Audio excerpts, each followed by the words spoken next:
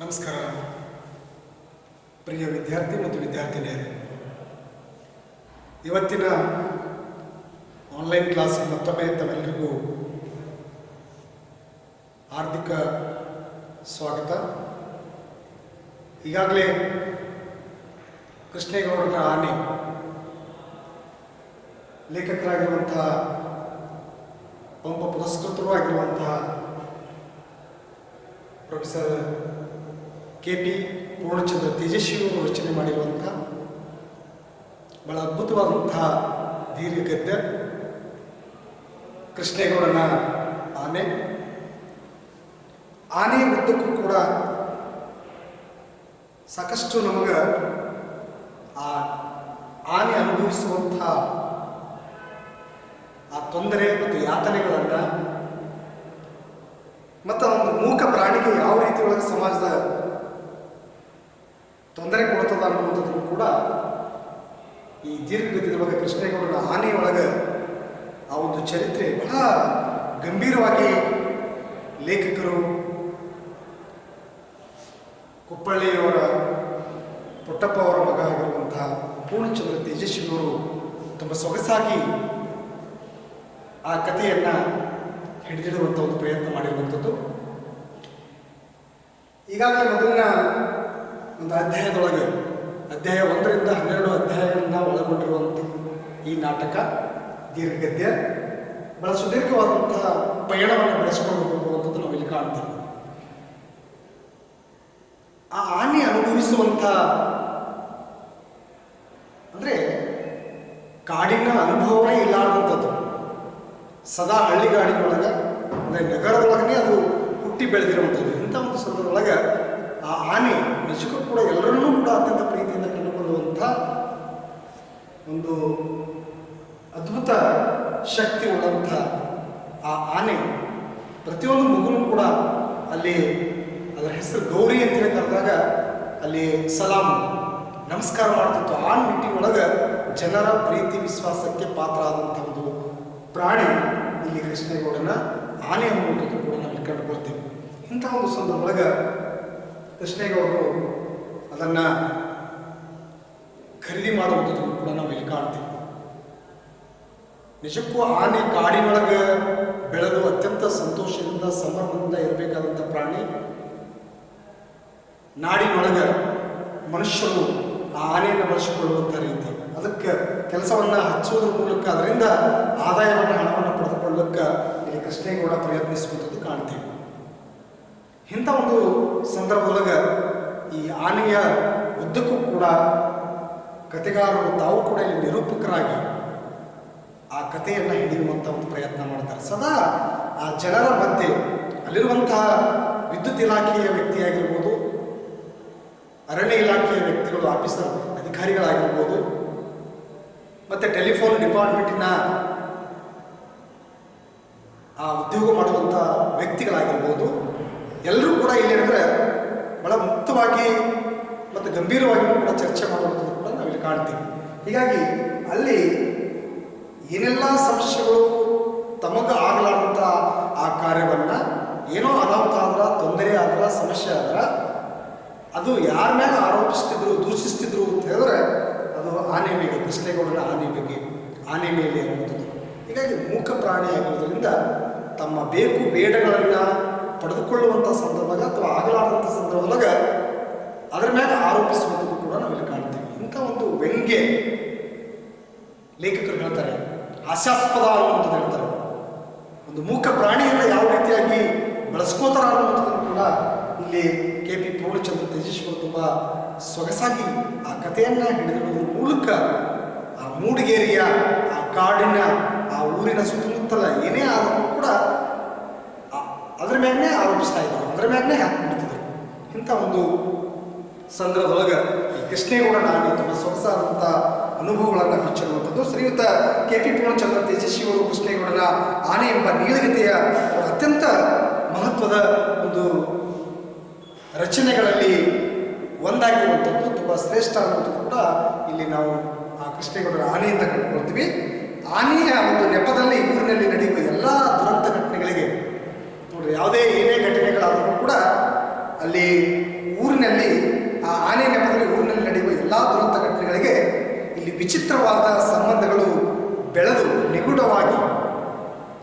ಮನುಷ್ಯ ಮತ್ತು ಪರಿಸರ ನಡುವೆ ವಿಷಮತೆಗೆ ಕಾರಣ ಆಗುವ ಸಾಮಾಜಿಕ ಸನ್ನಿವೇಶದ ಮುಖವನ್ನು ಕೃಷ್ಣೇಗೌಡನ ಆನೆ ಕಥೆಯು ಚಿತ್ರಿಸುವಂಥದ್ದು ಕಾಣ್ತೀವಿ.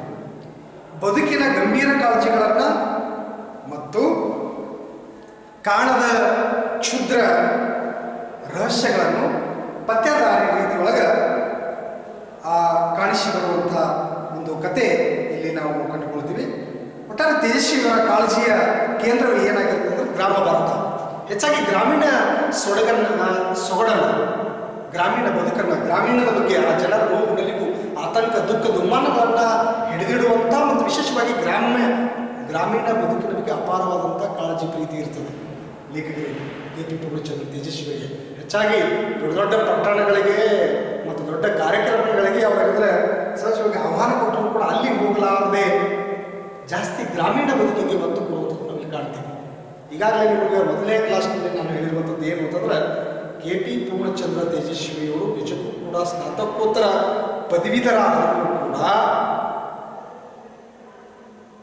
ಹೆಚ್ಚಾಗಿ ಅವರು ಬದಲಾವಣೆ ಮಾಡಲಿಕ್ಕೆ ಎಲ್ಲಿ ಹೋಗ್ತಾರೆ ಅಂದರೆ ಗ್ರಾಮೀಣ ಬದುಕಿನೊಳಗೆ, ಹಳ್ಳಿಗಾಡಿನೊಳಗೆ, ರೈತರ ಜೊತೆಗೆ, ಹೊಲ ಗದ್ದೆ ಮರ, ಆ ಗಿಡ ಮರ, ಪ್ರಕೃತಿಯ ಒಂದು ಸೊಗಡಿನಲ್ಲಿ ಆ ಸೌಂದರ್ಯವನ್ನು ಸವಿಯುವಂಥ ಕೆಲಸ ಇಲ್ಲಿ KP ಪೂರ್ಣಚಂದ್ರ ತೇಜಸ್ವಿಯವರು ಮಾಡ್ತಾರೆ. ಒಟ್ಟಾರೆ ಗ್ರಾಮೀಣ ಬದುಕನ್ನು ಇಲ್ಲಿ ಚೇತರಿಸುವಂಥ ಕೆಲಸ ಮಾಡ್ತಾರೆ. ಆ ಚೈತನ್ಯವನ್ನು ತುಂಬುವಂಥ, ಜಾಗೃತಿಯನ್ನು ಉಂಟು ಮಾಡುವಂಥ ಒಂದು ಪ್ರಯತ್ನ ಮಾಡ್ತಾರೆ.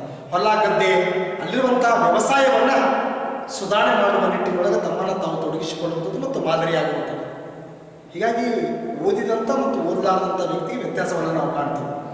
ಹೀಗಾಗಿ ಕುವೆಂಪು ಅವರ ಮಗ KP ಪೂರ್ಣಚಂದ್ರ ತೇಜಸ್ವಿಯವರು ಸ್ನಾತಕೋತ್ತರ ಪದವೀಧರ ಆದರೂ ಕೂಡ ಆ ಮೂಡಿಗೆರೆ ಹೊಲ ಗದ್ದೆ ತೋಟಗಳನ್ನು ಬದಲಾವಣೆ ಮಾಡುವ ನಿಟ್ಟಿನೊಳಗೆ ತಮ್ಮನ್ನು ತಾವು ತೊಡಗಿಸಿಕೊಳ್ತಾರೆ. ತುಂಬ ಆಸಕ್ತಿ. ಅದಕ್ಕೆ ಯಾವಾಗಲೂ ಕೂಡ ಯಾರೇ ಆಗಲಿ ಪ್ರತಿಯೊಬ್ಬರಿಗೂ ಕೂಡ ಯಾವ ಕ್ಷೇತ್ರದೊಳಗೆ ಆಸಕ್ತಿ ಇರ್ತದಲ್ಲ ಆ ಕ್ಷೇತ್ರದೊಳಗೆ ನಮ್ಮನ್ನು ನಾವು ತೊಡಗಿಸಿಕೊಂಡಿದ್ರೆ ಅಲ್ಲಿ ಅಭಿವೃದ್ಧಿಯನ್ನು ಕಂಡುಕೊಳ್ಳಕ್ಕೆ ಸಾಧ್ಯ ಆಗ್ತದೆ. ಹೀಗಾಗಿ ಕುವೆಂಪು ಅವರನ್ನು ಒಳ್ಳೆಯ ಹುದ್ದೆಯಲ್ಲಿ ತೆಗೆದುಕೊಂಡು ಹೋಗ್ಬೋದಾಗಿತ್ತು.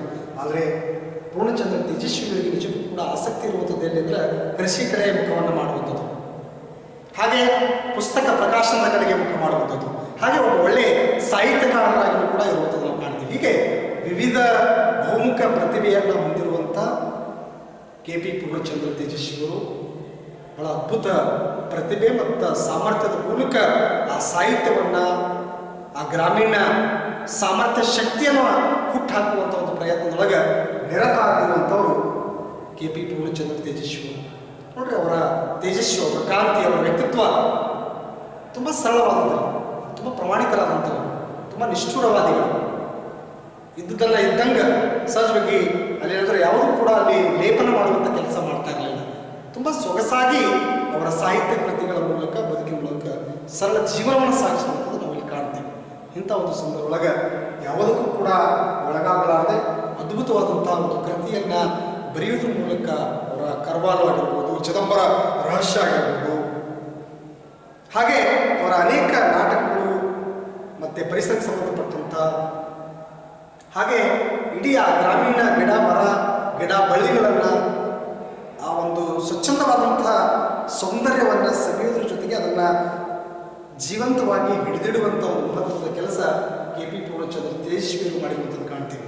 ಇಂಥ ಒಂದು ಸಂದರ್ಭದೊಳಗೆ ಇಲ್ಲಿ ಕೃಷ್ಣೇಗೌಡನ ಆನೆ ಅನ್ನುವಂಥ ಒಂದು ದೀರ್ಘ ಗದ್ಯ ನಿಮ್ಮ ಪಠ್ಯಕ್ಕಿರುವಂಥದ್ದು.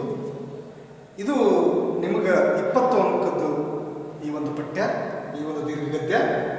ಹೀಗಾಗಿ ನಿಮಗೆ ಇಲ್ಲಿ ಭಾಳ ಸ್ಪಷ್ಟವಾಗಿ ನಾವು ಕಂಡುಕೊಳ್ಳುವಂಥದ್ದು ಏನು ಅಂದರೆ ಕೃಷ್ಣೇಗೌಡನ ಆನೆ. ಇದು KP ಪೂರ್ಣಚಂದ್ರ ತೇಜಸ್ವಿ ರಚನೆ ಮಾಡಿರುವಂಥ ಒಂದು ದೀರ್ಘ ಗದ್ಯ. ಇಲ್ಲಿ ವಿಶೇಷವಾಗಿ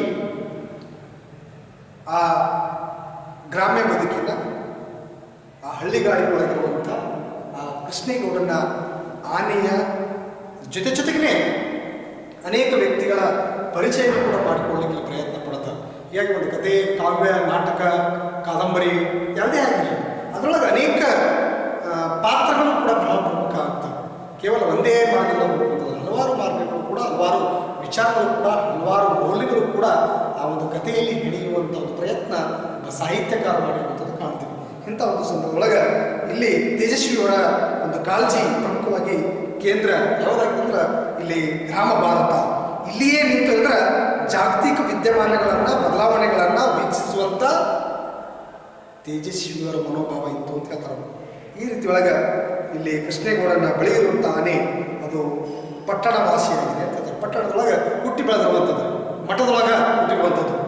ಹೀಗಾಗಿ ಈ ಕಾರಣದಿಂದಾಗಿ ಪಟ್ಟಣದ ಜನ ಅದಕ್ಕೂ ಅಲ್ಲಿ ತಮ್ಮಂತೆಯೇ ಒಂದು ವ್ಯಕ್ತಿತ್ವವನ್ನು ಅಲ್ಲಿ ಆರೋಪಿಸಿದ್ದಾರೆ ಎನ್ನುವಂಥದ್ದು. ಆನೆಯು ಕಾಡಾನೆಗಳಿಂದ ಸಂಪೂರ್ಣವಾದ ಭಿನ್ನ ನಡವಳಿಕೆಯನ್ನು ಹೊಂದಿದೆ ಎನ್ನುವಂಥದ್ದು.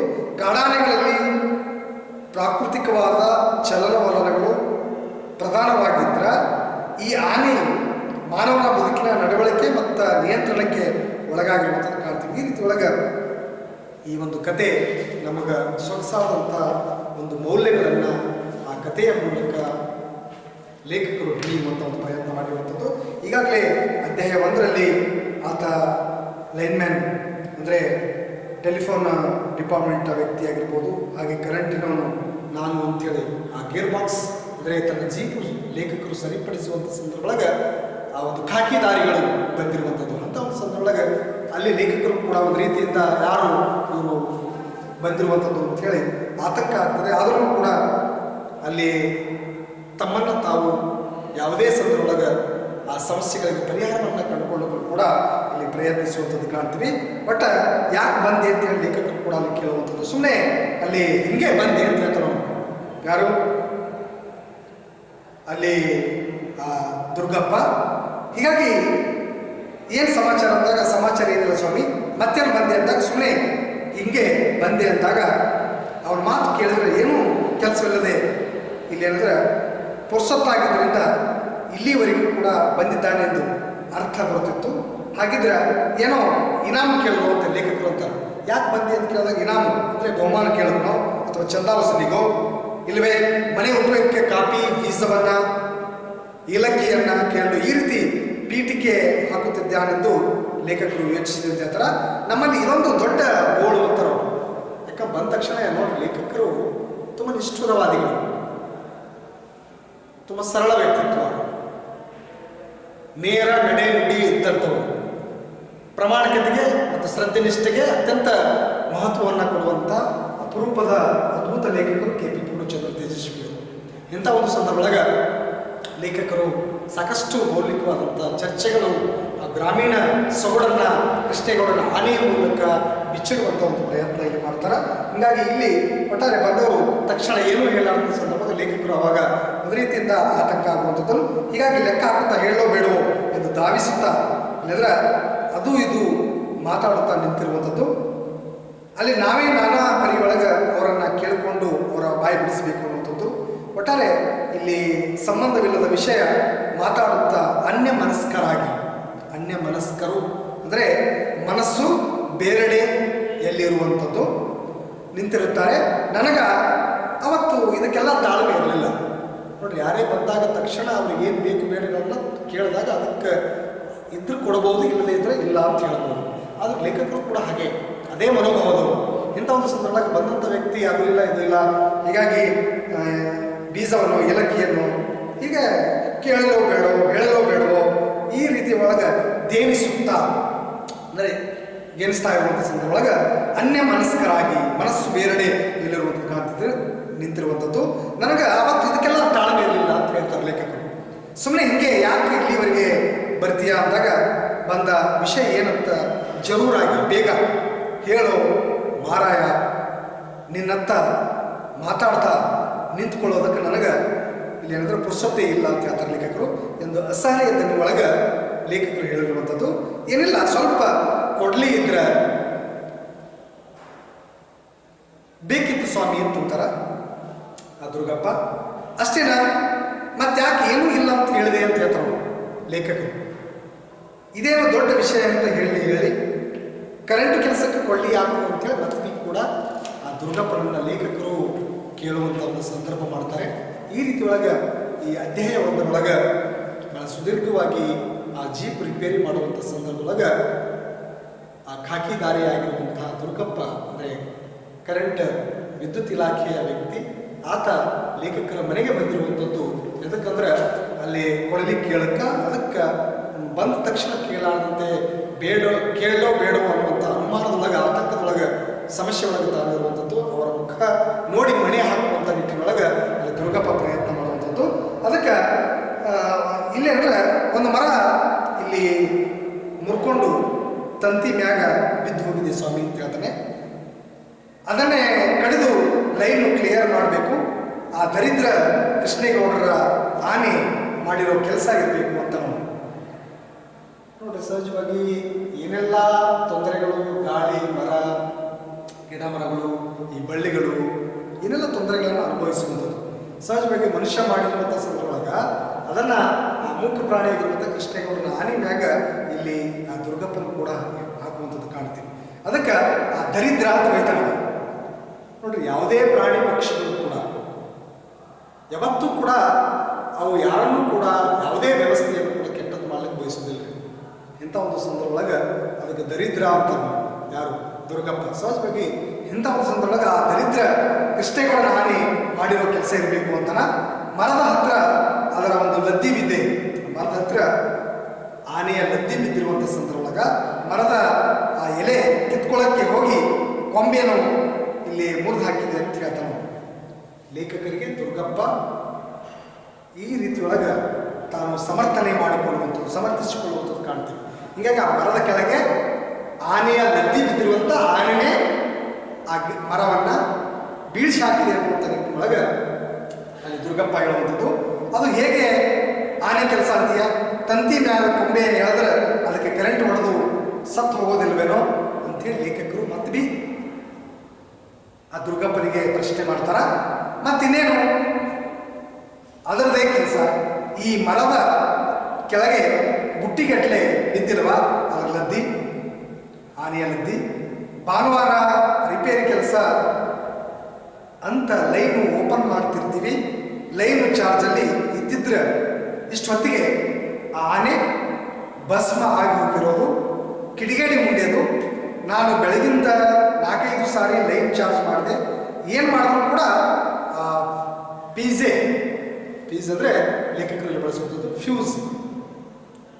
ಹೀಗಾಗಿ ಅಲ್ಲಿ 4-5 ಬಾರಿ ಸಾರಿ ಅಂದರೆ ಲೈನ್ ಚಾರ್ಜ್ ಮಾಡೋದು ಕೂಡ ಏನು ಮಾಡೋದು ಕೂಡ ಆ ಫ್ಯೂಸ್ FUSE ಫ್ಯೂಸ್ ನಿಲ್ಲಾಕಿಲ್ಲ ಅಂತ ಲೈನು ಟ್ರಬಲ್ ಇದೆ ಅಂತ ಲೈನ್ ಮೇಲೆ ನೋಡಿಕೊಂಡು ಬಂದೆ.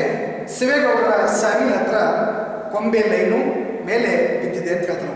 ಈ ರೀತಿಯೊಳಗೆ ದುರ್ಗಪ್ಪ ಲೇಖಕರಿಗೆ ಆತ ತನ್ನ ತೊಂದರೆಯನ್ನು ಅಲ್ಲಿ ಸಮರ್ಥಿಸಿಕೊಳ್ಳೋದ್ರ ಮೂಲಕ ಇದೆಲ್ಲ ಆ ಒಂದು ದರಿದ್ರ ಕೃಷ್ಣೇಗೌಡನ ಆನೆಯಿಂದ ಇಂಥ ಒಂದು ತೊಂದರೆ ಆಯಿತು ಅಂಥೇಳಿ ಅಲ್ಲಿ ಲೈನ್ ಮೇಲೆ ಬಿದ್ದಿದೆ ಅಂತ ಹೇಳ್ತಾರೆ. ಕೊಡಲಿ ಅಟ್ಟದ ಮೇಲೆ ಹಾಕಿದೀನಿ ದುರ್ಗಪ್ಪ, ನೀನೇ ಹತ್ತಿ ತಗೊಂಡು ಹೋಗಬೇಕು ಅಂತೇಳಿ ಲೇಖಕರು ಆ ವಿದ್ಯುತ್ ಇಲಾಖೆಯ ಲೈನ್ಮ್ಯಾನ್ ಆಗಿರುವಂಥ ದುರ್ಗಪ್ಪಗಂತಾರ. ನೀನೇ ಹತ್ತಿ ತಗೊಂಡು ಹೋಗಬೇಕು ಎಂದು ಹೇಳಿ ಮತ್ತೆ ಜೀಪಿನ ಅಡಿಗೆ ನುಗ್ಗಿದೆ. ಯಾಕಂದ್ರೆ ಜೀಪ್ ಆ ಗೇರ್ ಬಾಕ್ಸನ್ನು ತೆಗೆದು ಮತ್ತೆ ರಿಪೇರಿ ಮಾಡಿ ಸರಿಪಡಿಸ್ತಾ ಇದ್ರು. ಅಂಥ ಒಂದು ಸಂದರ್ಭದಾಗ ಆ ದುರ್ಗಪ್ಪ ಆ ಮನೆಗೆ ಬಂದು ಕೊಳ್ಳಿಕ್ಕೆ ಕೇಳಕ್ಕೆ ಬಂದಿರುತ್ತದೆ. ಅದಕ್ಕೆ ಅವ್ರು ಏನು ಹೇಳ್ತಂದ್ರೆ ಆ ಅಟ್ಟದ ಮ್ಯಾಗನ ದುರ್ಗಪ್ಪ ನೀನೇ ಹತ್ತಿ ತಗೊಂಡು ಹೋಗಬೇಕು ಅಂದಾಗ ಎಂದು ಹೇಳಿ ಮತ್ತೆ ಜೀಪಿನ ಅಡಿಗೆ ನುಗ್ಗಿದೆ. ಕೆಳಗಡೆ ನುಗ್ಗಿರುವಂಥ ದುರ್ಗಪ್ಪ ಅಟ್ಟ ಹತ್ತಿ ದಡಬಡ ಸದ್ದು ಮಾಡುತ್ತಾ ಕೊಡಲಿ ಹುಡುಕ್ತ. ಆ ಕಡೆ ಎಲ್ಲ ಕಡೆ ಇನ್ನೂ ಕೂಡ ಅಟ್ಟ ಹತ್ತಿ ದುರ್ಗಪ್ಪ ಹುಡುಕ್ತಾನ ಗಡಬಡ ಮಾಡಿ. ಕೊಡಲಿ ಹುಡುಕಿದ ಕೆಲ ಹೊತ್ತಿನ ಮ್ಯಾಗ ಕೊಡಲಿ ಸಿಕ್ತಂತ ಹೇಳಿ ಹೊರಟು ಹೋಗ್ಬಿಡ್ತಾನೆ ದುರ್ಗಪ್ಪ ಲೇಖಕರ ಮನೆಯಿಂದ. ದುರ್ಗಪ್ಪ ಕೊಡಲಿ ತಗೊಂಡು ನಿರ್ಗಮಿಸಿದವ ಮತ್ತೆ ಬರಲೇ ಇಲ್ಲ. ನೋಡ್ರಿ, ಯಾವಾಗಲೂ ಕೂಡ ಯಾರೇ ಆಗಲಿ ಪ್ರತಿಯೊಂದು ವಸ್ತುವನ್ನು ಕೂಡ ಅದು ಕಡಿಮೆ ಬೆಲೆ ಒಳಗೆ ಸಿಗಬಹುದು ಅಥವಾ ಸಿಗದೇ ಇರಬಹುದು. ಯಾರಿಂದ ಆ ವಸ್ತುವನ್ನು ತಂದಿರ್ತೀವಲ್ಲ, ತನ್ನಂಥ ವಸ್ತುವನ್ನು ಮತ್ತೆ ನಾವು ಮರಳಿ ನಾವು ಒಪ್ಪಿಸಿದ್ರೆ ಮಾತ್ರ ಮತ್ತೆ ನಮಗೆ ಅದು ದುಬಾರಿ ವಸ್ತುಗಳಾಗಿರ್ಬೋದು, ಕಡಿಮೆ ಬೆಲೆಯೊಳಗೆ ಸಿಗುವಂಥ ವಸ್ತು ಆಗಿರ್ಬೋದು ಮಾತ್ರ ಮತ್ತಮ್ಮ ಅವ್ರ ಮನೆಗೆ ಹೋದ್ರೆ ಸಿಗ್ತದೆ, ಇಲ್ಲದೇ ಹೋದ್ರೆ ಸಿಗೋದೇ ಇಲ್ಲ. ಅದಕ್ಕೆ ಯಾವಾಗಲೂ ಕೂಡ ಯಾವುದೇ ವಸ್ತು ನಮ್ಮಲ್ಲಿ ಇಲ್ಲದೇ ಇದ್ದಾಗ ಇನ್ನೊಬ್ಬರ ಬಳಿಗೆ ಹೋಗಿ ನಾವು ಏನು ತರ್ತೀವಲ್ಲ, ಆ ವಸ್ತು ಕೆಲಸ ಆದಮ್ಯಾಗ ಮತ್ತೆ ವಾಪಸ್ ಕೊಟ್ಟರೆ ಮತ್ತೆ ನಮಗೆ ಏನು ಬೇಕು ಆ ವಸ್ತುಗಳನ್ನು ಇನ್ನೊಬ್ಬರಿಂದ ಅವ್ರಿಂದ ನಾವು ಪಡ್ಕೊಳ್ಳೋಕ್ಕೆ ಸಾಧ್ಯ ಆಗ್ತದೆ. ಅದಕ್ಕೆ ದುರ್ಗಪ್ಪ ಆ ಮರವನ್ನು ಕಡಿದು ಹಾಕುವಂಥ ಸಂದರ್ಭದಾಗ ಅಟ್ಟ ಏರಿ ಲೇಖಕರ ಮನೆಯಿಂದ ಆ ಕೊಡಲಿನ ತಗೊಂಡು ಹೋದವ. ಒಟ್ಟಿಲ್ಲಂದ್ರೆ ಕೊಡಲಿ ದುರ್ಗಪ್ಪ ಕೊಡಲಿ ತಗೊಂಡು ನಿರ್ಗಮಿಸಿ ಅಂದ್ರೆ ಹೋದವ ಮತ್ತೆ ಬರಲೇ ಇಲ್ಲ. ಇಲ್ಲಿ 3-4 ದಿನ ಆದರೂ ಕೂಡ ದುರ್ಗಪ್ಪನು ಪತ್ತೆ ಇಲ್ಲ, ಕೊಡಲಿಯೂ ಪತ್ತೆ ಇಲ್ಲ, ದುರ್ಗಪ್ಪನೂ ಪತ್ತೆ ಇಲ್ಲ, ಕೊಡಲಿಯೂ ಪತ್ತೆ ಇಲ್ಲ ಅಂತೇಳಿ ಲೇಖಕರು ಇಲ್ಲಿ ಬಳಸುವಂಥದ್ದು. ಒಟ್ಟಾರೆ ಅಧ್ಯಾಯ 1ರಿಂದ 12 ಅಧ್ಯಾಯದವರೆಗೆ ಕೃಷ್ಣೇಗೌಡನ ಆನೆಯ ಪಾತ್ರದ ಜೊತೆಗೇ ಇಲ್ಲಿ ದುರ್ಗಪ್ಪನ ಬದುಕಾಗಿರ್ಬೋದು ಮತ್ತು ಟೆಲಿಫೋನ್ ಡಿಪಾರ್ಟ್ಮೆಂಟಿನ ಕೆಲಸ ಮಾಡುವಂಥ ವ್ಯಕ್ತಿಗಳಾಗಿರ್ಬೋದು, ಅರಣ್ಯ ಇಲಾಖೆಯ ಅಧಿಕಾರಿಗಳಾಗಿರ್ಬೋದು, ಅಲ್ಲಿರುವಂಥ ಅನೇಕ ವ್ಯಕ್ತಿಗಳ ಬಗ್ಗೆಯೂ ಕೂಡ ಸುದೀರ್ಘವಾಗಿ ಚರ್ಚೆ ಮಾಡುವಂಥ ಕೆಲಸ ಈ ಲೇಖಕರು ಇಲ್ಲಿ ಮಾಡುವಂಥದ್ದು. ಇಂಥ ಒಂದು ಸಂದರ್ಭದೊಳಗೆ ಬಟ್ ದುರ್ಗಪ್ಪನೂ ಪತ್ತೆ ಇಲ್ಲ, ಕೊಡಲಿಯೂ ಪತ್ತೆ ಇಲ್ಲ. ಆ ಕೊಡಲಿ ಆದರೂ ಸುಳ್ಳು ಹೇಳಿ ಕದ್ಕೊಂಡು ಹೋಗಬೇಕಾದಷ್ಟು ಅಮೂಲ್ಯವಾದದ್ದೇನು ಅಲ್ಲ ಅಂತ ಹೇಳ್ತಾರೆ ಲೇಖಕರು. ಅಷ್ಟೇನು ಬೆಲೆ ಬಾಳುವಂಥ ವಸ್ತು ಇರಲಿಲ್ಲ ಅದು ಯಾವುದು ಕೊಡಲಿ. ಆದರೂ ಕೂಡ ತಂದಿರುವಂಥ ವಸ್ತು ಮತ್ತೆ ವಾಪಸ್ ಕೊಡಬೇಕಾಗ್ತದೆ. ಅಂದಾಗ ನಾವು ಅಲ್ಲಿ ವಿಶ್ವಾಸವನ್ನು ಪ್ರೀತಿಯನ್ನು ಗಳಿಸ್ಕೊಳ್ಳಿಕ್ಕೆ ಸಾಧ್ಯ ಆಗ್ತದೆ.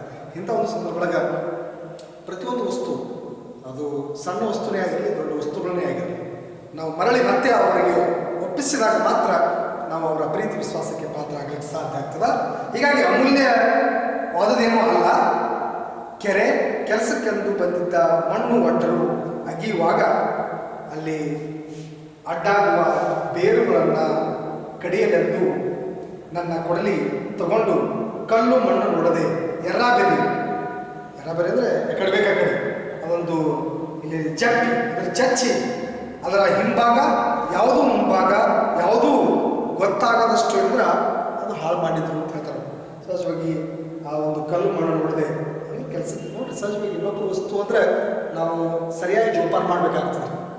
ಯಾರ್ದೋ ವಸ್ತು ಅಂದರೆ ಅದು ನಮ್ಮದೇ ಅನ್ನುವಂಥ ನಿಟ್ಟಿನೊಳಗೆ ಆ ವಸ್ತುವನ್ನು ಬಳಸ್ತೀವಿ ಅಂದ್ರೆ ಮಾತ್ರ ಇನ್ನೊಮ್ಮೆ ನಾವು ಅವರಿಂದ ಪಡ್ಕೊಳ್ಳಿಕ್ಕೆ ಸಾಧ್ಯ ಆಗ್ತದೆ. ಅದಕ್ಕೆ ಹೀಗಾಗಿ ಇಲ್ಲಿ ಅಂದರೆ ಅಲ್ಲಿ ಬೇರೆ ಯಾರೋ ಒಬ್ಬ ವ್ಯಕ್ತಿಗಳು ಒಯ್ದಂಥ ಸಂದರ್ಭದಾಗ ಕಲ್ಲು ಮಣ್ಣು ನೋಡದೆ ಅಡ್ಡಾಗೋ ಬೇರುಗಳನ್ನ ಕಡೆಯಲೆಂದು ಅಲ್ಲಿ ಕೊಡಲಿ ತಗೊಂಡು ಕಲ್ಲು ಮಣ್ಣು ನೋಡದೆ ಎರಾಬಿರಿ ಎಕಡೆ ಬೇಕು ಕಡೆ ಅಂದರೆ ಅಲ್ಲಿ ಜಪ್ಪಿ ಚಚ್ಚಿ ಅದರ ಜಪ್ಪಿ ಅಂದರೆ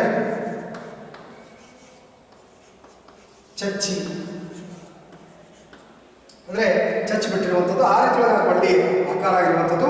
ಅದರ ಹಿಂಭಾಗ ಯಾವುದು ಮುಂಭಾಗ ಯಾವುದು ಗೊತ್ತಾಗದಷ್ಟು ಅಲ್ಲಿ ಒಯ್ದವರು ಹಾಳು ಮಾಡಿದ್ರು ಅಂತ ಹೇಳ್ತಾರೆ. ಈಗ ಅದನ್ನು ಅಂದರೆ ಸುತ್ತಿಗೆ ಎಂದು ಸಹ ಕರೆಯಬಹುದಿತ್ತು ಅಂತ ಹೇಳ್ತಾರೆ. ನೋಡಿ ಕೊಡಲಿ ಹೋಗಿ ಸುತ್ತಿಗೆ ರೀತಿಯೊಳಗೆ ಕಾಣ್ತಾ ಇತ್ತು ಅಂತ ಹೇಳ್ತಾರೆ, ಕರೆಯಬಹುದಿತ್ತು. ಅದರಲ್ಲಿ ದುರ್ಗಪ್ಪ ಹೇಗೆ ಮರ ಕಡಿತಾನೋ ಗೊತ್ತಾಗಲಿಲ್ಲ ಲೇಖಕರು ಅಂತಾರ. ಹೆಂಗೆ ಕಡಿತಾನೋ ಸುತ್ತಿಗೆ ಆಕಾರವಾಗಿತ್ತು, ಅದು ಚೂಪಾಗಿರ್ಬೇಕಲ್ಲ, ಚೂಪ್ ಇರಲಿಲ್ಲ ಅದು. ಹೀಗಾಗಿ ಆ ಕಡೆ ಬೇಕಾ ಕಡೆ ಹೊಡೆದು ಅದು ಪೂರ ಚಚ್ಚಿ ಹೋಗಿರುವಂಥದ್ದು. ಹೀಗಾಗಿ ಅದು ಸುತ್ತಿಗೆ ಆಕಾರದಲ್ಲಿ ಕಾಣ್ತಾ ಇತ್ತು ಅಂತೇಳಿ ಲೇಖಕರು ಅಂತಾರ. ಬಟ್ ದುರ್ಗಪ್ಪ ಹೇಗೆ ಮರ ಕಡಿತಾನೋ ಗೊತ್ತಾಗಲಿಲ್ಲ.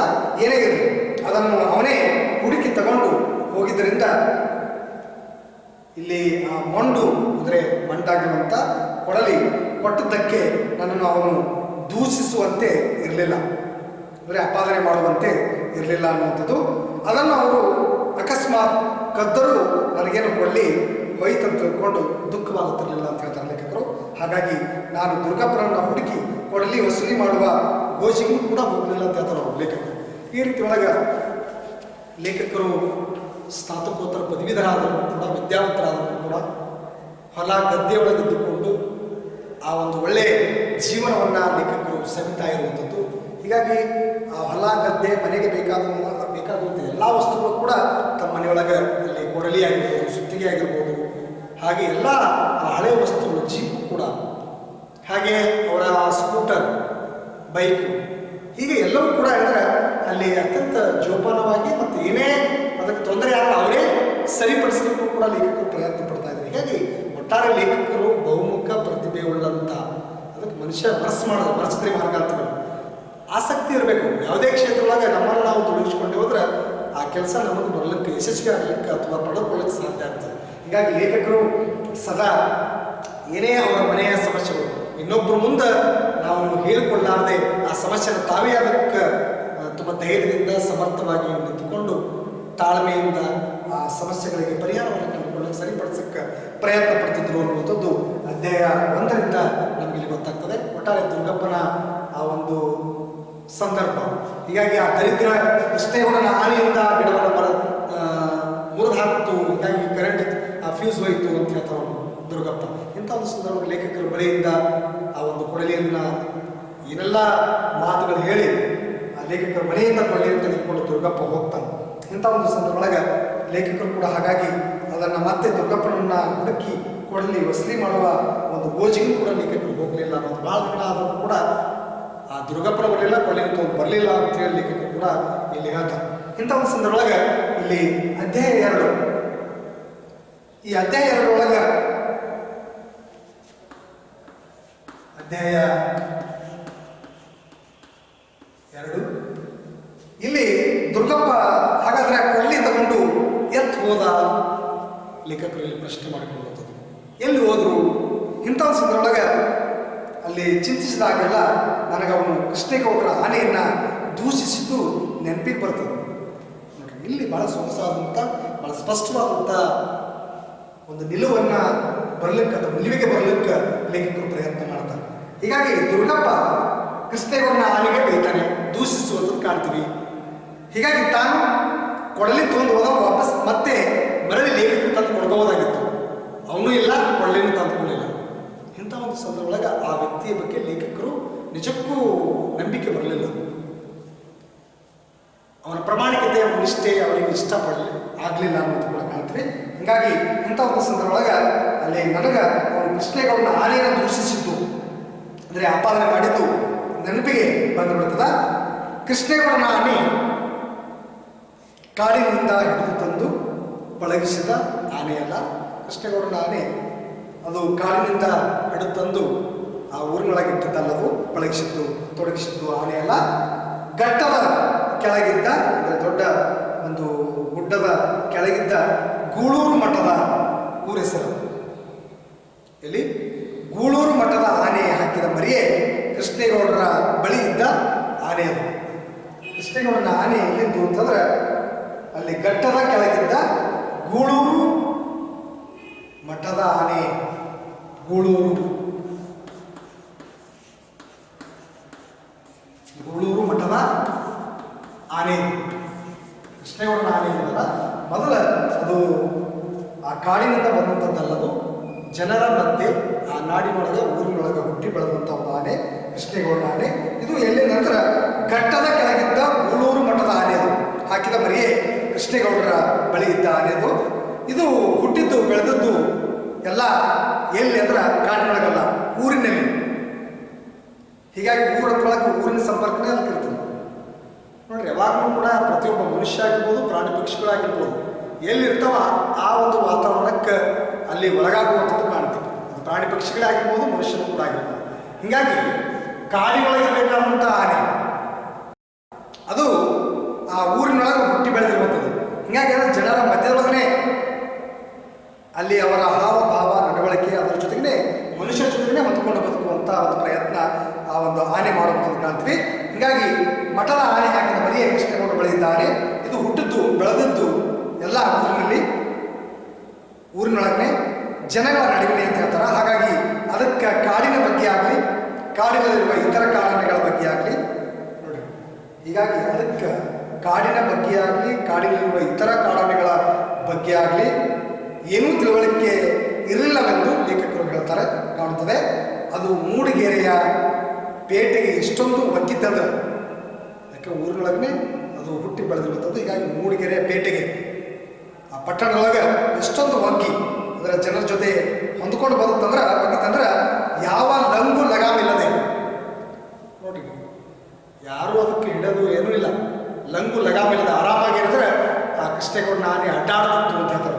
ಲಂಗು ಲಗಾಮಿಲ್ಲದೆ ದನಕರುಗಳ ರೀತಿಯಲ್ಲಿ, ದನಕರುಗಳು ಹೆಂಗೆ ಅಡ್ಡಾಡ್ತಾವಲ್ಲ ಆ ರೀತಿ ಒಳಗೆ ಕಾಡಿನೊಳಗೆ ಬೇಕಾದಂಥ ಆನೆ ಆ ಊರಿನೊಳಗೆ ಹುಟ್ಟಿ ಬೆಳೆದ್ರಿಂದ ಆ ಆನೆ ನಿಜಕ್ಕೂ ಕೂಡ ದನಕರುಗಳ ಹಾಗೆ ಜನರ ಜೊತೆ ಅತ್ಯಂತ ಪ್ರೀತಿ, ವಿಶ್ವಾಸ, ನಂಬಿಕೆಯಿಂದಲೇ ಯಾರನ್ನೂ ಕೂಡ ತೊಂದರೆ ಮಾಡಲಾರದೆ ತುಂಬ ಸರಳವಾಗಿ ಅಂದ್ರೆ ಆ ಆನೆ ಒಗ್ಗಿಕೊಂಡು ಲಂಗು ಲಗಾಮಿಲ್ಲದೆ ದನಕರುಗಳ ರೀತಿ ಒಳಗೆ ಆ ಒಂದು ಪಟ್ಟಣದೊಳಗೆ ಪೇಟೆ ಒಳಗೆ ಅಲ್ಲಿ ತಿರುಗಿಕೊಂಡಿರ್ತಿತ್ತು ಅಂತ ಹೇಳ್ತಾರೆ.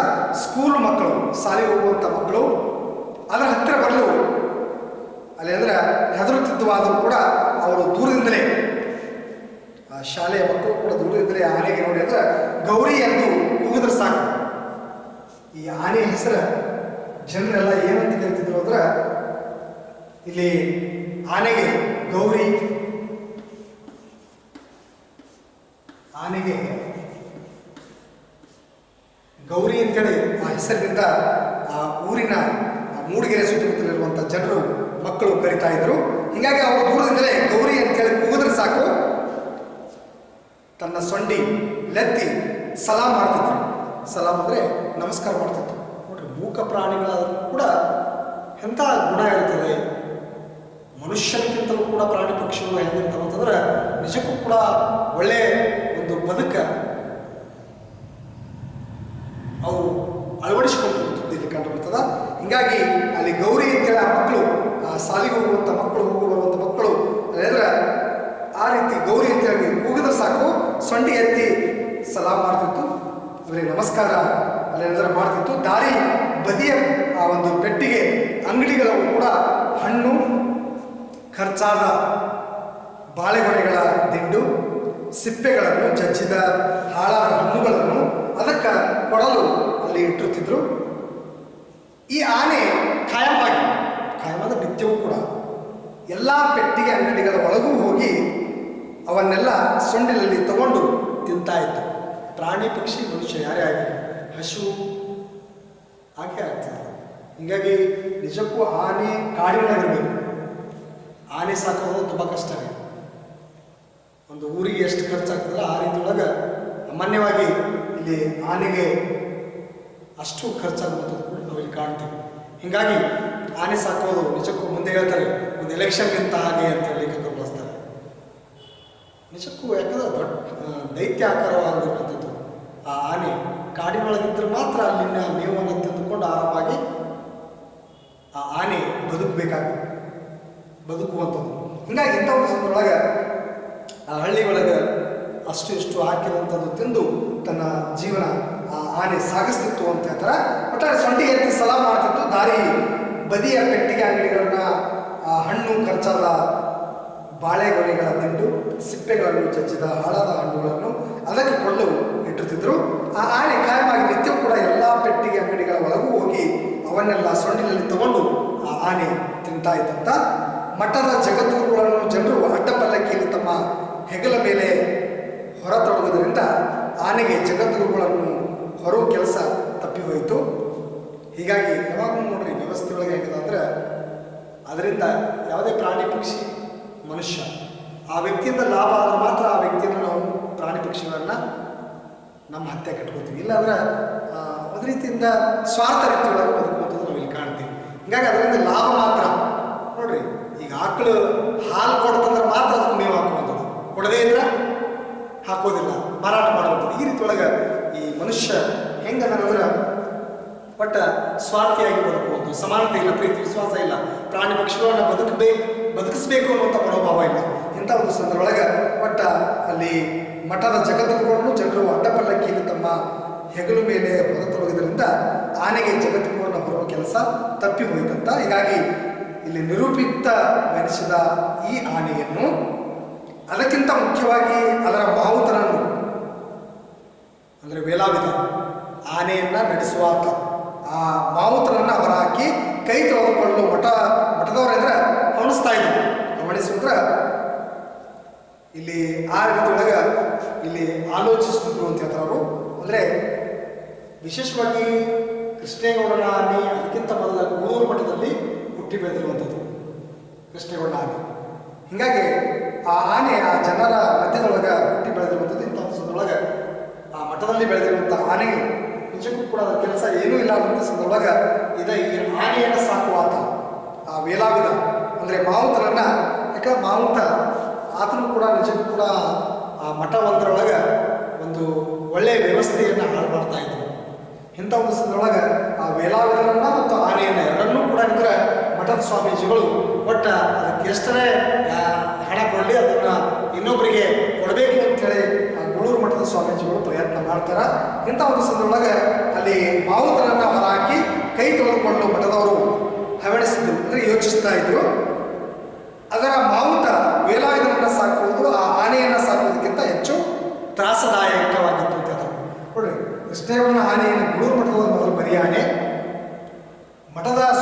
ಸಹಜವಾಗಿ ಆನೆ ಸಾಕೋದಕ್ಕಿಂತ ಹೆಚ್ಚಾಗಿ ಆ ಆನೆಯನ್ನು ನಡೆಸುವಾತ, ಅದನ್ನು ನೋಡಿಕೊಳ್ಳುವಂಥ ವ್ಯಕ್ತಿ ಏನು ವೇಲಾವಿದ ಅದಲ್ಲ ಮಾವುತ, ಅವನನ್ನು ಸಹಜವಾಗಿ ಹೆಂಗರ ಮಾಡಿ ಅಲ್ಲಿ ಆ ವೇಲಾವಿದನ್ನು ಸಾಕೋದು, ಆ ಆನೆಯನ್ನು ಸಾಕೋದಕ್ಕಿಂತ ಹೆಚ್ಚು ತ್ರಾಸದಾಯಕ ಅಂದರೆ ಕಷ್ಟ ಆಗಿತ್ತು ಅಂತ ಹೇಳ್ತಾರೆ ಸ್ವಾಮೀಜಿಗಳು, ಆ ಗೂಳೂರು ಮಠದ ಸ್ವಾಮೀಜಿಗಳು.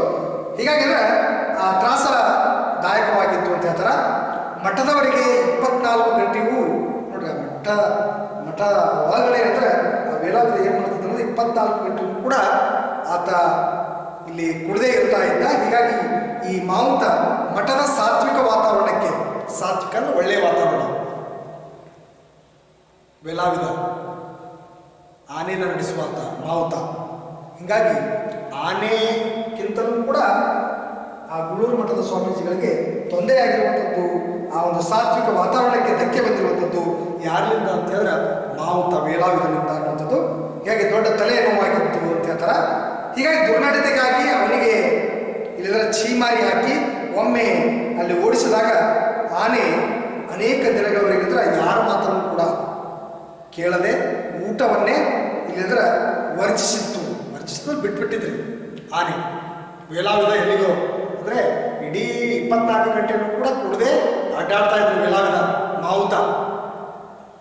ಹೀಗಾಗಿ ಆ ಸಾತ್ವಿಕ ಒಳ್ಳೆ ವಾತಾವರಣ ಇರುವಂತಹ ಗೂಳೂರು ಮಠದ ಆ ವಾತಾವರಣ ಅಲ್ಲಿ ಅಂದರೆ ಹಾಳಾಗಿರುವಂಥ ಸಂದರ್ಭದೊಳಗೆ ವೇಲಾವಿದನನ್ನು ಆ ಮಠದವರು ಒಟ್ಟು ಅಲ್ಲಿಂದ ಕಳಿಸ್ಕೊಳ್ಳಿಕ್ಕೆ ಪ್ರಯತ್ನ ಮಾಡ್ತಾರೆ. ಅಂಥ ಒಂದು ಸಂದರ್ಭದೊಳಗೆ ಆ ಆನೆನೂ ಕೂಡ ಮಾವುತ ಹೋಗಿರೋದ್ರಿಂದ, ವೇಲಾವಿದ ಹೋಗಿದ್ದರಿಂದ ಈ ಆನೆನೂ ಕೂಡ ಏನಂದ್ರೆ ಹಲವು ದಿನಗಳವರೆಗೆ ಅಂದ್ರೆ ಯಾರ ಮಾತನ್ನು ಕೇಳದೆ ಊಟವನ್ನೇ ಬಿಟ್ಟಿತ್ತು ಅಂತ ಹೇಳ್ತಾರೆ. ಕೊನೆಗೆ ಆನೆ ಸುಲಭವಾಗಿ ಅಂದರೆ ಆನೆ ಸಲುವಾಗಿ ಅಂದರೆ ವೇಲಾವಿದನನ್ನು ಮತ್ತೆ ಹುಡುಕಿಕೊಂಡು ಕೇರಳವರೆಗೂ ಕೂಡ ಹೋಗಿ ಆ ವ್ಯಕ್ತಿಯನ್ನು ಕರೆತಂದು ಅಂತ ಹೇಳ್ತಾರೆ. ಆನೆ ಇರುವವರೆಗೆ ತನ್ನ ಅನಿವಾರ್ಯತೆಯನ್ನು ಅರಿತ ಅವನು ಮಠಕ್ಕೆ ಇನ್ನಷ್ಟು ಕಿರುಕುಳ ಕೊಡ್ಲಿಕ್ಕೆ ಪ್ರಾರಂಭ ಮಾಡ್ತಾನೆ ವೇಲಾವಿದ. ಬಟ್ ಯಾವಾಗಲೂ ಕೂಡ ನಮ್ಮಿಂದ ವ್ಯವಸ್ಥೆಗೆ, ಸಮಾಜಕ್ಕೆ, ಮಠಮಾನ್ಯಗಳಿಗೆ, ಗುಡಿಗುಂಡಾರಗಳಿಗೆ ತೊಂದರೆ ಆಗಬಾರದು. ಹೀಗಾಗಿ ನಮ್ಮ ಬದುಕನ್ನು ನಾವು ಅತ್ಯಂತ ಶ್ರದ್ಧೆ, ನಿಷ್ಠೆ, ಪ್ರಾಮಾಣಿಕತೆಯಿಂದ ಸಾಗಿಸಕ್ಕೆ ಪ್ರಯತ್ನ ಪಡಬೇಕಾಗ್ತದೆ. ಹೀಗಾಗಿ ನಾವು ಇಲ್ಲಿ ಅಂದರೆ ವೇಲಾವಿದ ಪ್ರಮುಖವಾಗಿ ಏನು ಮಾಡ್ತಾರೆ ಅಂದರೆ ಅವನನ್ನು ಹುಡ್ಕೊಂಡು ಕೇರಳವರೆಗೂ ಕೂಡ ಹೋಗಿ ಕರ್ಕೊಂಡು ಬರ್ತಾನೆ ಮಠದ ಸ್ವಾಮೀಜಿಗೆ. ಯಾಕೆ ಆ ಆನೆ ಹಲವು ದಿನಗಳವರೆಗೆ ಅಂದರೆ ಯಾರ ಮಾತನ್ನು ಕೇಳದೆ ಊಟವನ್ನು ಬಿಟ್ಟಿರ್ತದೆ. ಇಂಥ ಒಂದು ಸಂದರ್ಭ ಗೂಳೂರು ಮಠದ ಸ್ವಾಮೀಜಿಗಳು ಏನು ಮಾಡ್ತಾರೆ, ಎಲ್ಲಿಗೆ ಹೋದ್ರೂ ಕೂಡ ಮತ್ತೆ ಆ ವೇಲಾವಿದನನ್ನು ಕೇರಳವರೆಗೂ ಕೂಡ ಹೋಗಿ ಅಂದರೆ ಹುಡ್ಕೊಂಡು ಕರೆತಿರ್ತಾರೆ. ಆನೆ ಗುರುವರೆಗೆ ತನ್ನ ಅನಿವಾರ್ಯತೆಯನ್ನು ಅರಿತ ಅವನು ಮಠಕ್ಕೆ ಇನ್ನಷ್ಟು ಕಿರುಕುಳ ಕೊಡ್ಲಿಕ್ಕೆ ವೇಲಾವಿದ ಪ್ರಯತ್ನ ಮಾಡ್ತಾನಂತ. ಇದೆಲ್ಲ ಬಹಳ ಹಿಂದಿನ ಕಥೆ. ಆನೆ ಮೂಡಿಗೆರೆಗೆ ಬರುವುದಕ್ಕೂ ಬಹಳ ಹಿಂದೆ ಇದು ನಡೆದಿತ್ತು ಅಂತ ಹೇಳ್ತಾರೆ ಲೇಖಕರು. ಈ ರೀತಿಯೊಳಗೆ ಅಧ್ಯಾಯ 2ರಲ್ಲಿ ಲೇಖಕರು ಇಡೀ ಆ ಗೂಳೂರು ಮಠದೊಳಗೆ ಆ ಮರಿಯಾನೆ, ಹೆಣ್ಣಾನೆ ಹುಟ್ಟಿ ಬೆಳೆದಿರುವಂಥದ್ದು ಜನರ ಮಧ್ಯೆ ಮೂಡಿಗೆರೆಯೊಳಗೆ. ಇಂಥ ಒಂದು ಸಂದರ್ಭದಲ್ಲಿ ಯಾರೇ ಕರೆದರೂ ಕೂಡ, ಏನೇ ಆದರೂ ಕೂಡ ಆ ಶಾಲೆಗೆ ಹೋಗಿ ಬರುವ ಮಕ್ಕಳು, ಅಲ್ಲಿರುವಂಥ ಊರಿನ ಜನ ಅದಕ್ಕೆ ಅತ್ಯಂತ ಪ್ರೀತಿಯಿಂದ, ಗೌರವದಿಂದ ಕಾಣ್ತಾ ಇದ್ರು. ಅದಕ್ಕೆ ಗೌರಿ ಅಂತೇಳಿ ಆನೆ ಹೆಸರು ಅಲ್ಲಿರುವಂಥ ಇಡೀ ಜನ ಅದಕ್ಕೆ ಗೌರಿ ಅಂತೇಳಿ ಕರಿತಾ ಇದ್ರು. ಹೀಗಾಗಿ ಅವಾಗ ಯಾರೇ ಗೌರಿ ಅಂತ ಕರೆದಾಗ ಅವರಿಗೆ ಸೊಂಡಿ ಎತ್ತಿ ನಮಸ್ಕಾರ ಮಾಡ್ತಿತ್ತು, ಅಷ್ಟು ಅಂದ್ರೆ ಸಲಾಮ್ ಹೊಡಿತಿತ್ತು ಅಂತ ಹೇಳ್ತಾರೆ. ಹೀಗಾಗಿ ಈ ರೀತಿಯೊಳಗೆ ಮೂಕ ಪ್ರಾಣಿಯಾದರೂ ಕೂಡ ಅದರದೇ ಆದಂತಹ ಒಂದು ಗುಣ ಪ್ರಕೃತಿಯಲ್ಲಿ ಆ ಪ್ರಾಣಿ ಪಕ್ಷಿಗಳಲ್ಲಿ ಇರುವಂಥದ್ದು ನಾವು ಇಲ್ಲಿ ಕಾಣ್ತೀವಿ. ಹೀಗಾಗಿ ಇಲ್ಲಿ ಚಾರ್ಮಡಿ ಹತ್ತಿರದ ಆ ದಟ್ಟ ಕಾಡನ್ನು ಸರ್ಕಾರ ಮುಂಕೋ ಕಂಪನಿಗೆ ಬೆಂಕಿ ಕಡ್ಡಿ ಮರ ಕಡಿಯಲು ಬುದ್ಧಿ ಕೊಟ್ಟಿದ್ದಂಥ ಚಾರ್ಮಡಿ ಹತ್ತಿರದ ದಟ್ಟ ಕಾಡನ್ನು ಸರ್ಕಾರ ಅದಕ್ಕೆ ಮುಂಕೋ ಕಂಪನಿಗೆ ಬೆಂಕಿ ಕಡ್ಡಿ ಮರ ಕಡಿಯಲು ಬುದ್ಧಿ ಕೊಟ್ಟಿತ್ತು. ಚಾರ್ಮಡಿ ಕಣಿವೆಯ ಪಾತಾಳದಲ್ಲಿದ್ದ ಮರಗಳನ್ನು ಲಾರಿ ದಾರಿಗೆ ಸಾಗಿಸಲು ಆನೆ ಇಲ್ಲದೆ ಮತ್ತೆ ಯಾರಿಂದಲೂ ಕೂಡ ಸಾಧ್ಯವಿರಲಿಲ್ಲ. ಯಾಕೆ ಪಾತಾಳದಲ್ಲಿರುವಂಥ ವಸ್ತುಗಳು ಯಾವ ವಾಹನಗಳಿಂದಲೂ ಕೂಡ ತರಲಿಕ್ಕೆ ಸಾಧ್ಯವಿಲ್ಲ. ಅಂಥ ಒಂದು ಸಂದರ್ಭದಾಗ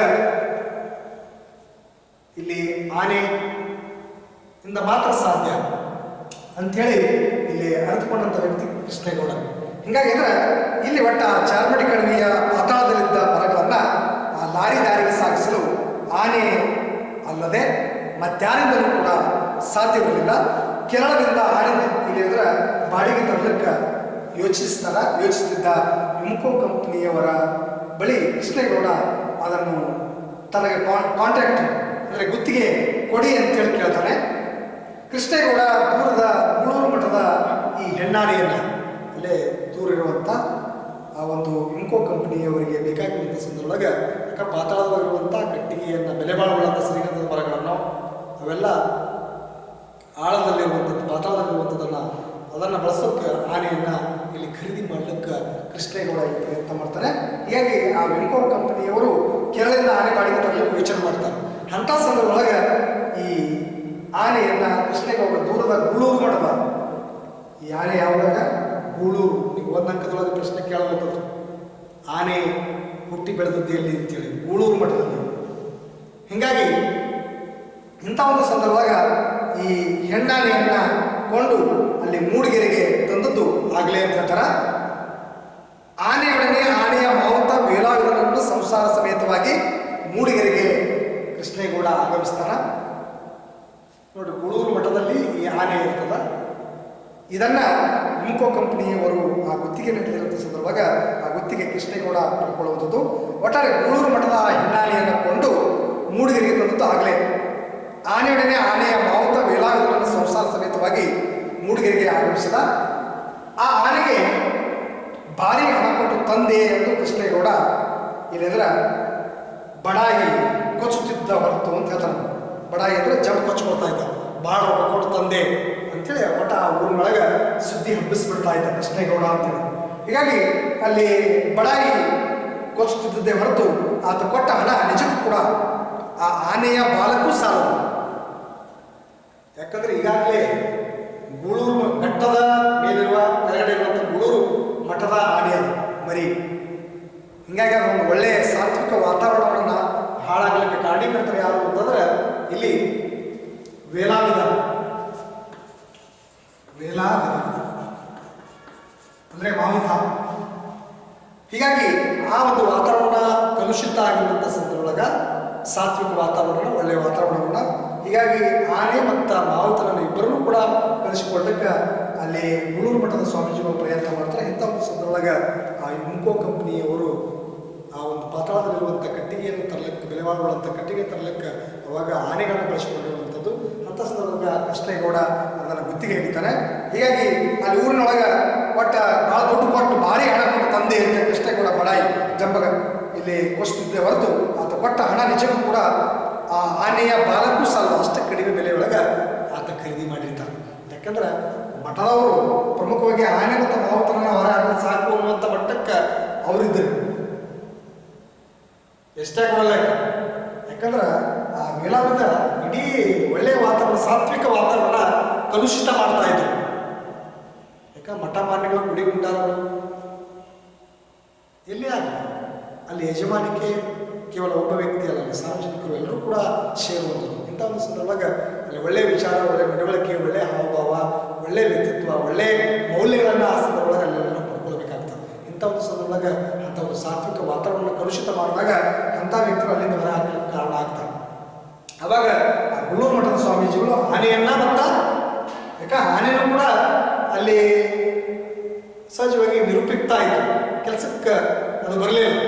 ಇಂಥ ಒಂದು ಸಂದರ್ಭ ಆನೆಯನ್ನು ಮತ್ತು ವೇಲಾವಿದ ಕೂಡ 24 ಗಂಟೆನೂ ಕೂಡ ದಿನನಿತ್ಯ ಆತ ಕುಡದೇ ಅಡ್ಡಾಡ್ತಾ ಇದ್ದ.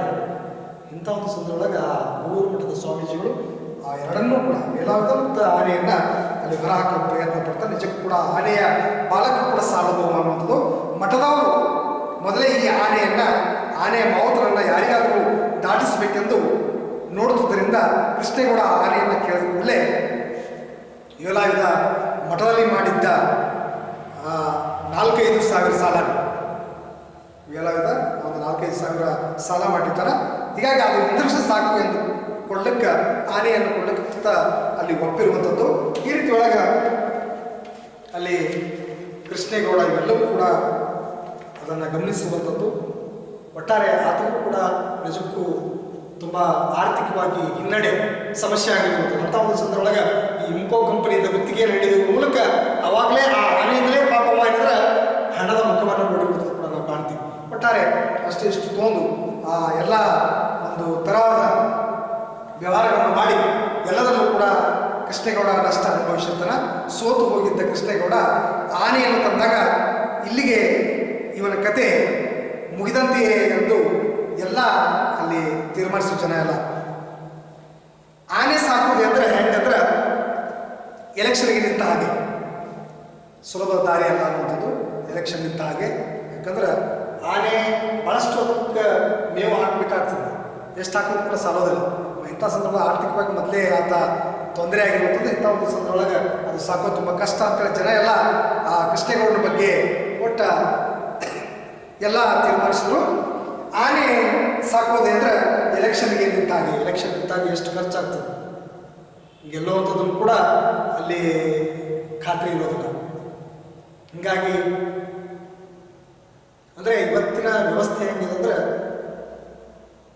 ವ್ಯಕ್ತಿಗಿಂತಲೂ ಕೂಡ ಆದರ್ಶಕ್ಕಿಂತಲೂ ತತ್ವ ಸಿದ್ಧಾಂತಗಳಕ್ಕಿಂತಲೂ ಕೂಡ ಪ್ರಮುಖವಾಗಿ ಹಣದ ಬೆನ್ನತ್ತಿ ವ್ಯವಸ್ಥೆ ಹೋಗ್ತಾ ಇರುವುದು. ಅದಕ್ಕೆ ಕಡಿವಾಣ ಹಾಕಬೇಕಾಗಿದೆ, ಬದಲಾವಣೆ ಆಗಬೇಕಾಗಿದೆ. ಒಳ್ಳೆಯ ವಿಚಾರಗಳುಳ್ಳಂಥವ್ರು, ಒಳ್ಳೆಯ ಮೌಲ್ಯಗಳನ್ನಿದ್ದಂಥವರು. ಒಟ್ಟಾರೆ ಇಲ್ಲಿ ಏನಂದ್ರೆ ಅಷ್ಟು ಖರ್ಚಾಗ್ತದೆ, ಎಲೆಕ್ಷನ್ಗೆ ನಿಂತ ಹಾಗೆ ಅಂತ ಹೇಳ್ತಾರೆ. ಹೀಗಾಗಿ ಇಲ್ಲಿ ಅಂದರೆ ಮನೆ ಮಠ ಸಂಪೂರ್ಣ ಹಾಳು ಮಾಡಿಕೊಂಡು ಹೆಂಡತಿ ಮಕ್ಕಳ ಬಾಯಿಗೆ ಇಲ್ಲಂದ್ರೆ ಮಣ್ಣು ಹಾಕುವ ಒಂದು ಕ್ಷಿಪ್ರ ಮಾರ್ಗ ಇದೆಂದು ಎಲ್ಲರೂ ದೃಢವಾಗಿ ನಂಬಿಡ್ತಾರೆ. ಕ್ಷಿಪ್ರ ಮಾರ್ಗ, ಸುಲಭದ ದಾರಿ. ಯಾಕಂದ್ರೆ ಆನೆ ಸಾಕೋದು ತುಂಬ ಕಷ್ಟ, ಸಂಪೂರ್ಣ ಹಾಳು ಮಾಡಿಕೊಂಡೆ ಅಂದರೆ ಹೆಂಡತಿ ಮಕ್ಕಳ ಬಾಯಿಗೆ ಅಲ್ಲಿ ಮಣ್ಣು ಹಾಕುವಂಥ ಒಂದು ಸುಲಭದ ದಾರಿ ಇದು ಅಂತ ತಿಳ್ಕೊಂಡು ದೃಢವಾಗಿ ಜನ ನಂತರ ಕೃಷ್ಣೇಗೌಡ ಆನೆ ತಂದಿದ್ದಕ್ಕ. ಆದರೆ ಆಗಿದ್ದು ಇದರ ತದ್ವಿರುದ್ಧ ಜನ ಎಲ್ಲ ತಿಳ್ಕೊಂಡಿದ್ದೇನೆಂದ್ರೆ ಆನೆ ತಂದ ತಕ್ಷಣ ನಿಜಕ್ಕೂ ಇವನ ಬದುಕ ಕ್ಷಿಪ್ರ ಮಾರ್ಗ ಇದನ್ನು ಎಲ್ಲರೂ ದೃಢವಾಗಿ ನಂಬಿರುವಂಥದ್ದು. ಎಲ್ಲ ಹೆಂಡತಿ ಮತ್ತು ಮಕ್ಕಳ ಬಾಯಿಗೆ ಮಣ್ಣು ಹಾಕುವಂಥ ಒಂದು ಕೆಲಸ ಅಂತೇಳಿ ಜನ ಎಲ್ಲ ಅಂದಾಗ ಆಗಿದ್ದು ಏನಂದ್ರೆ ಇದರ ತದ್ವಿರುದ್ಧ. ಮಠದಲ್ಲಿ ಬರೀ ಒಣ ಹುಲ್ಲು ಮೊಸರನ್ನ ತಿಂದು ಸೊರಗಿದ್ದ ಈ ಆನೆಗೆ ಬಯನೆ ಸೊಪ್ಪು, ಹಸಿ ಹುಲ್ಲು, ಹಿಂಡಿ ಮತ್ತು ಬೆಲ್ಲ, ಗೆಣಸು ಎಲ್ಲ ಕೊಟ್ಟು ಕೃಷ್ಣೇಗೌಡ ಇದ್ರೆ ಪಗುಡು ದಸ್ತಾಗಿ ಗಟ್ಮುಟ್ಟಾಗಿರಿದ್ರೆ ಅದಕ್ಕೆ ಬೆಳೆಸ್ತಾನೆ. ನೋಡ್ರಿ, ಯಾವಾಗಲೂ ಕೂಡ ಈಗಾಗಲೇ ನಿಮಗೆ ನಾನು ಹೇಳಿದೆ, ಯಾವುದೇ ಒಬ್ಬ ಪ್ರಾಣಿ ಪಕ್ಷಿ ಮನುಷ್ಯ ಅವಳಿಂದ ಲಾಭ ಆದ್ರೆ ಮಾತ್ರ ಆ ವ್ಯಕ್ತಿಗೆ ಬೆಲೆ, ಆ ಪ್ರಾಣಿ ಪಕ್ಷಿಗೆ ಬೆಲೆ ಇರುವುದು ಕಾಣ್ತೀವಿ. ಅದರಿಂದ ಯಾವುದೇ ಲಾಭ ಇಲ್ಲಂದ್ರೆ ಅದಕ್ಕೆ ಹೊಳಿನೂ ನೋಡೋದಿಲ್ಲ. ಇಂಥ ಒಂದು ವ್ಯವಸ್ಥೆ ಸಂಕುಚಿತ ಸ್ವಾರ್ಥ ಇರುವಂಥದ್ದು ನಾವು ಕಾಣ್ತೀವಿ. ಲಾಭ ಇದ್ರೆ ಮಾತ್ರ ನಾವು ಅವರನ್ನು ಗೌರವದಿಂದ ಕಾಣ್ತೀವಿ. ಲಾಭ ಇರದೇ ಇದ್ರೆ ಅವರನ್ನು ತಿರಸ್ಕಾರ ಮಾಡುವಂಥ ಮನೋಭಾವ ನಾವು ಬೆಳೆಸ್ಕೊಂಡಿರ್ಬೋದು. ಅದಕ್ಕೆ ಅದರಿಂದ ಲಾಭ ಬರಲಿ ಬರದೇ ಇರಲಿ, ಎಲ್ಲ ರೀತಿಯಲ್ಲೂ ಕೂಡ ಒಳ್ಳೆಯ ರೀತಿಯಿಂದ ನಾವು ಬದುಕಕ್ಕೆ ಪ್ರಯತ್ನಿಸಬೇಕು ಅನ್ನೋದು ಕೂಡ ಇಲ್ಲಿ ನಿರೂಪಕರು KP ಪೂರ್ಣಚಂದ್ರ ತೇಜಸ್ವಿಗಳು ತುಂಬ ಅರ್ಥಪೂರ್ಣವಾದಂಥ ಮೌಲ್ಯಗಳನ್ನು, ವಿಚಾರಗಳನ್ನು ಈ ಒಂದು ದೀರ್ಘಗತಿಯ ಮೂಲಕ ಆ ಆನೆ ಅನುಭವಿಸಿದಂಥ ಯಾತನೆಯನ್ನು ಬಿಚ್ಚಿಡುವಂಥ ಒಂದು ಕೆಲಸ ಏನು ಮಾಡ್ತಾರೆ. ಒಟ್ಟಾರೆ ಕೃಷ್ಣೇಗೌಡ ಹಣದ ಮುಖ ನೋಡಲಾರ್ದವ, ನಿಜಕ್ಕೂ ಜನ ಎಲ್ಲ ಏನೇನೆಲ್ಲ ಅಂತ ಅವ ನಿಜಕ್ಕೂ ಹೆಂಡತಿ ಮತ್ತು ಮಕ್ಕಳ ಬಾಯಿಗೆ ಅಂದರೆ ಅಲ್ಲಿ ಮಣ್ಣು ಹಾಕುವಂಥ ಒಂದು ಕ್ಷಿಪ್ರ ಮಾರ್ಗ, ಸುಲಭದ ದಾರಿ ಅಂತೇಳಿ ಅವರೆಲ್ಲ ಅಂದಾಗ ಆಗಿದ್ದು ತದ್ವಿರುದ್ಧರು. ಮಠದಲ್ಲಿ ಬರೀ ಒಣ ಹುಲ್ಲು ಮೊಸರನ್ನ ತಿಂದು ಸೊರಗಿದ್ದ ಈ ಆನೆಗೆ ಬಯನೆ ಸೊಪ್ಪು, ಹಸಿ ಹುಲ್ಲು, ಹಿಂಡಿ, ಬೆಲ್ಲ, ಗೆಣಸು ಎಲ್ಲ ಕೊಟ್ಟು ಕೃಷ್ಣೇಗೌಡ ತುಂಬ ಗಟ್ಟಿಮುಟ್ಟಾಗಿ ಪುಗುಡದಸ್ತಾಗಿ ಬೆಳೆಸ್ತಾನೆ. ಆನೆ ಮರ ಎಳೆದು ತಂದ ಬಾಡಿಗೆಯಿಂದ ಕೃಷ್ಣೇಗೌಡಕ್ಕೆ ಒಳ್ಳೆಯ ಲಾಭ ಬಂತು. ಕೃಷ್ಣೇಗೌಡ ದುಡ್ಡಿನ ಮುಖ ನೋಡುತ್ತೆ ಆನೆ ಬಂದ ಮ್ಯಾಗ ಅಂತ ಹೇಳ್ತಾರೆ. ನಿಜಕ್ಕೂ ತುಂಬ ಗೌಡ ಕೃಷ್ಣೇಗೌಡ ನಿಜಕ್ಕೂ ಆತ ದುಡ್ಡಿನ ಮುಖ ನೋಡಿದ್ದೆ ಯಾವಾಗಂದ್ರೆ ಆನೆ ತಂದ ಮ್ಯಾಗೆ. ಹೀಗಾಗಿ ಆ ಕೃಷ್ಣೇಗೌಡ ದುಡ್ಡಿನ ಮುಖ ನೋಡಿದ್ದೆ ಆನೆ ಬಂದ ಮೇಲಿಂದ ಅಂತೇಳಿ ಜನರು ಕೂಡ ಅಲ್ಲಂತಾರೆ. ಒಟ್ಟಾರೆ ಜನ ಅಂದುಕೊಂಡದ್ದೇ ಬೇರೆ, ಆಗಿದ್ದೇ ಬೇರೆ, ತದ್ವಿರುದ್ಧ. ಅದಕ್ಕೆ ಯಾವುದೇ ಕೆಲಸಗಳು ನಿಜಕ್ಕೂ ನಾವು ನಮ್ಮ ಬದುಕಿನೊಳಗೆ ಯಶಸ್ವಿ ಆಗಬೇಕಾದ ಜನ ಏನೇ ಆಗಲಿ ನಮ್ಮ ಪ್ರಯತ್ನ ಬೇಕು, ಆಸಕ್ತಿ ಬೇಕು, ದುಡಿಮೆ ಬೇಕು, ಶ್ರದ್ಧೆ ಬೇಕು, ನಿಷ್ಠೆ ಬೇಕು, ಪ್ರಾಮಾಣಿಕತೆ ಬೇಕು ಅಂದಾಗ ಮಾತ್ರ ಏನೆಲ್ಲ ಜನ ವ್ಯವಸ್ಥೆಯೊಳಗೆ ಏನೆಲ್ಲ ಅಂತಾರೆ ಹೆಂಗಿದ್ರೂ ಒಂದು ಆರೋಪ ಮಾಡುವಂಥದ್ದು ನಾವು ಕಾಣ್ತೀವಿ. ಅದಕ್ಕೆ ಗಮನಕೊಳ್ಳಾರ್ದೆ ನಮ್ಮನ್ನು ನಾವು ಆ ಒಂದು ಕೆಲಸದೊಳಗೆ ಒಂದು ನಿಷ್ಠೆ ಇಡಬೇಕು, ದುಡಿಬೇಕಾಗ್ತದೆ, ಪ್ರಯತ್ನವಾದಿಗಳಾಗಬೇಕು, ಕಷ್ಟಪಡಬೇಕು. ಅಂದಾಗ ಆ ಕ್ಷೇತ್ರದೊಳಗೆ ಸಾಧನೆ ಮತ್ತು ಅಮೂಲ್ಯವಾದಂಥ ಬದಲಾವಣೆ ನಮ್ಮ ಬದುಕಿನೊಳಗೆ, ಜೀವನದೊಳಗೆ ಸುಧಾರಣೆ ಕಂಡುಕೊಳ್ಳಕ್ಕೆ, ಯಶಸ್ವಿ ಆಗಲಿಕ್ಕೆ ಅಲ್ಲಿ ಸಾಧ್ಯ ಆಗ್ತದೆ. ಇಷ್ಟು ಹೇಳಿದ್ರೆ ಈ ಕೃಷ್ಣೇಗೌಡನ ಆನೆಯಿಂದ ಒಟ್ಟಾರೆ ನಮಗೆ ಗುಳೂರು ಮಠದೊಳಗೆ ಇರುವಂಥ ಆನೆ ಅದು ಮತ್ತೆ ಮುಂದೆ ಕೃಷ್ಣೇಗೌಡ ಇದ್ದರೆ ಭಾಳ ಕಡಿಮೆ ಬೆಲೆಯೊಳಗೆ ಅದನ್ನು ಖರೀದಿ ಮಾಡಿಕೊಂಡು ಆ ಇಂಕೋ ಕಂಪ್ನಿಗೆ ಕೊಡಲಿಕ್ಕೆ ಪ್ರಯತ್ನ ಮಾಡ್ತಾನೆ ಅನ್ನುವಂಥದ್ದು ಈ ಒಂದು ದೀರ್ಘಗತೆಯಿಂದ ಬಹಳ ಗಂಭೀರವಾಗಿ ನಿರೂಪಕರಾಗಿ ಸ್ವತಃ ತಾವೇ ಆ ಆಲೋಚನೆಗಳನ್ನು ಬಿಚ್ಚಿರುವಂಥ ಕೆಲಸ ಲೇಖಕರು ಕೆ ಪಿ ಪೂರ್ಣಚಂದ್ರೇಶ್ವರ್ ಮಾಡ್ತಾರೆ.